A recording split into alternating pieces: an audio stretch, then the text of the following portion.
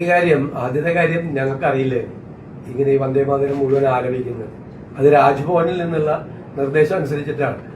ഞാനും നിൽക്കുമ്പോഴാണ് കേൾക്കുന്നത്, മുഴുവൻ കേൾക്കുന്നത് ഞാനും നിൽക്കുമ്പോഴാണ് കേൾക്കുന്നത്. അതിന്റെ ഇടയിൽ ചെന്ന് തടസ്സപ്പെടുത്താൻ പറ്റും.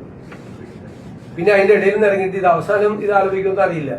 അവസാനം സാധാരണ നാഷണൽ ആന്തമാണ് ചെയ്യുന്നത്. ഇതുകൂടി ആലപിച്ചു, നമ്മൾ അറിഞ്ഞുകൊണ്ടല്ല, നമുക്ക് അറിയില്ല. രണ്ടാമത്തെ കാര്യം, ഞാൻ എന്റെ അച്ഛന്റെ പേര് പറഞ്ഞു. എന്താ കുഴപ്പം? എന്റെ അച്ഛന്റെ പേര് അതാണ്. എനിക്ക് അമ്മയുടെ പേര് കൂടി പറയാത്തതിൽ സങ്കടമുണ്ട്.